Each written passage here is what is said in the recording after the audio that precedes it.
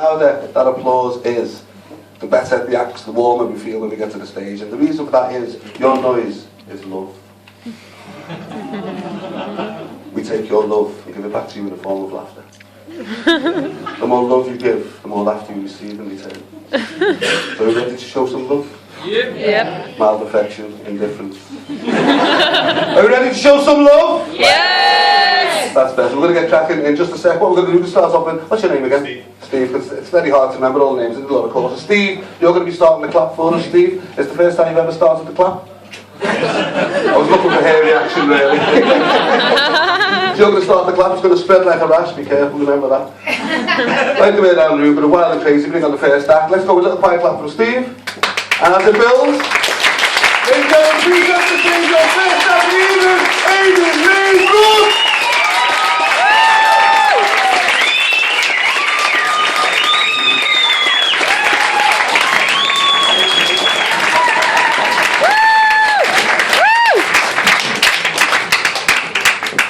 Keep going, yeah!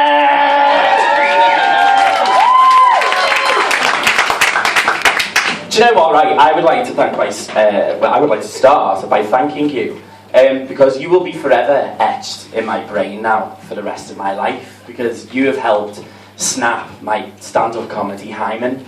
So thank you, and I'll try not to bleed on you too much. Tell you a little bit about myself. My name's Paul, and I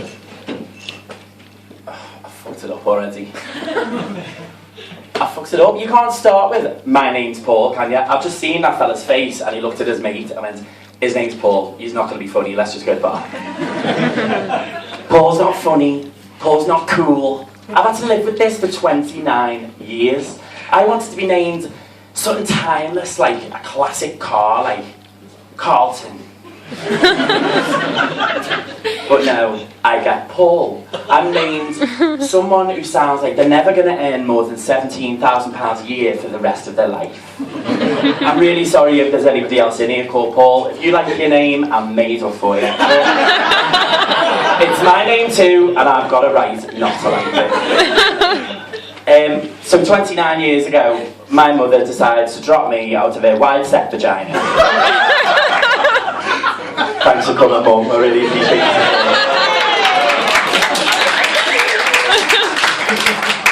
And she goes, "Do you know what? I think I'll call him Paul. He looks like a Paul to me. Paul's never going to be a superhero." I might as well have walked on here and gone, "Hi, I've got an average-sized penis, I'll never see you naked, and I haven't had sex since Jurassic Park was on at the pictures." So obviously I've got issues with my name. What else can I tell you? I suffer from panic disorder. Panic disorder and stand-up. Interesting mix.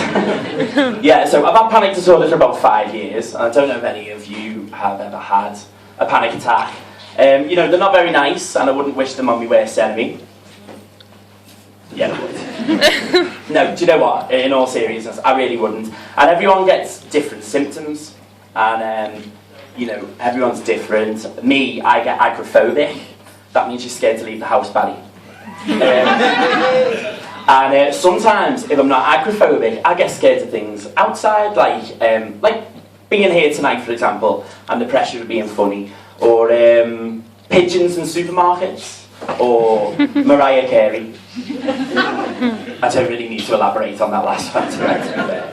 But yeah, I think the thing with the pigeons is the flapping. You know, you're scared that they're going to flap. And I think that goes back to me going to an all-boys school and being relentlessly bullied for being gay, and having gangs of lads throw balls in my face. It was really hard.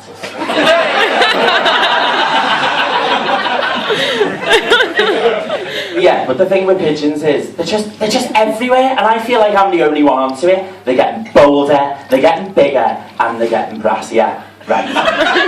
So I went to hypnosis. Actually, I didn't go to hypnosis about pigeons first because I was a little bit cynical about hypnosis. But then I went to lose weight, and now I'm a skinny bitch, so I knew it was it.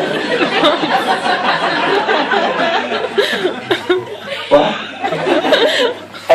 So I went about pigeons, and for 3 days I was in Williamson Square, like Mary fucking Poppins. And then it wore off, and it got really bad again. So this is how bad it got, I used to have to plan the most pigeon-free route through town to get to work.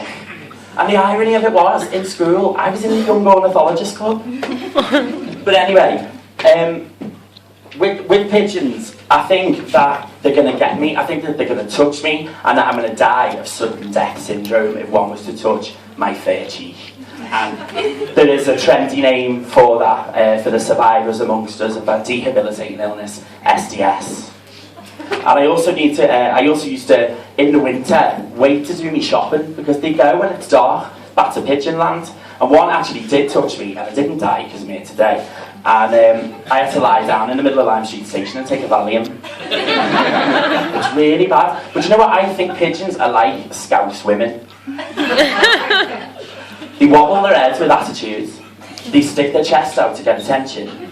And if you get in their way or piss them off, they will offload by shitting on you from a great height. So, yeah, I'm the only one onto it. They're getting bigger. They're taking over our city. They make me really, really nervous. They're like, stand back, giant, I'm walking. They're not afraid. So I get past all the pigeons, and I get to the next thing that I'm scared of, which is supermarkets. Now, you might be like, whatever, but they're just so stressful, aren't they? There's just so much to think about with supermarkets. I feel like there's that many obstacles. You're in a computer game, and you've got to get to the end of level 1. You know, like Super Mario, or Super Paul. We'll go with Super Mario. Give me 1 second, my mouse is dry as a nun's chuff.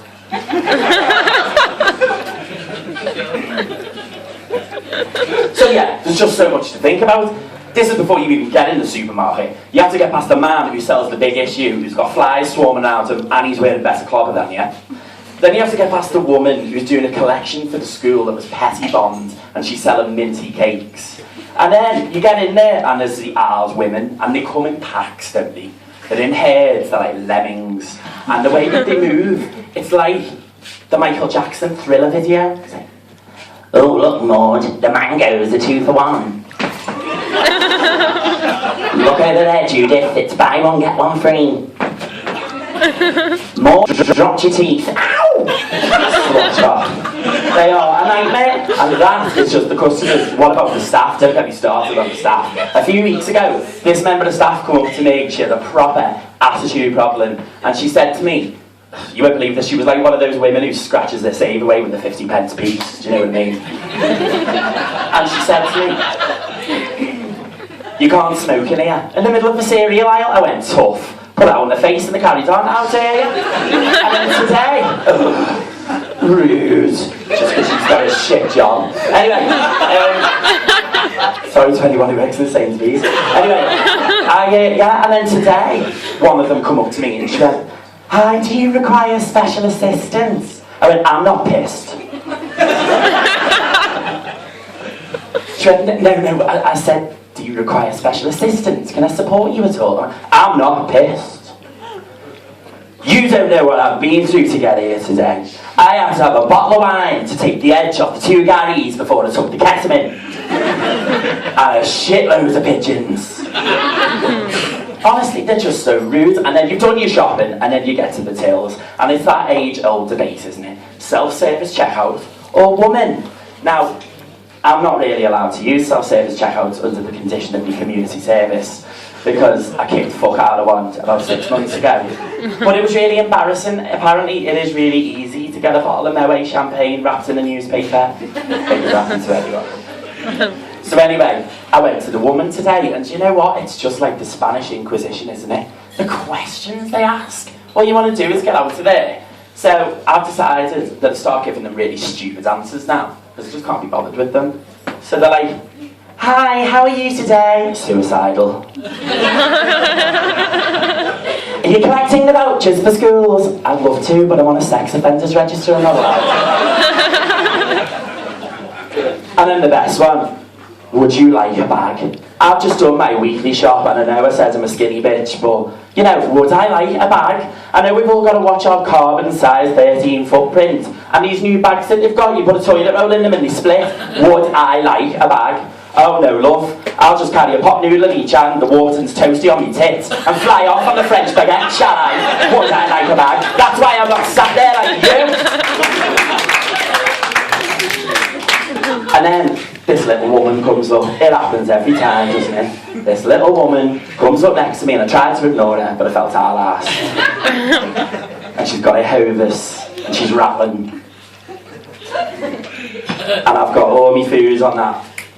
What's it called? The thing in Manchester Airport you get on when you piss the arrivals. The conveyor belt, thank you.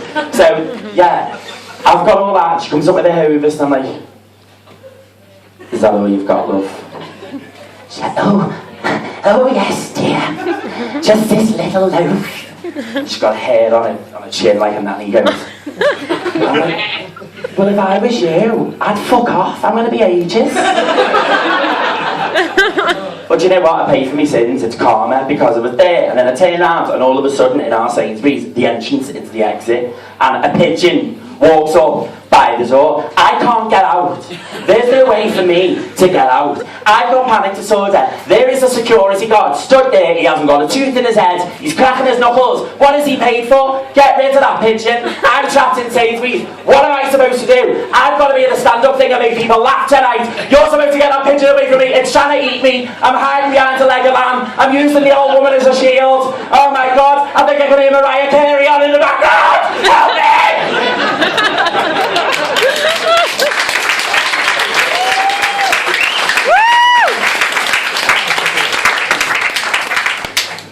But you know what? Looking at the positives, the doctor says I'm doing really well with me panic, and I'm thinking perfectly rational. Do you know what, guys? You've been absolutely lovely tonight, and I would just like to...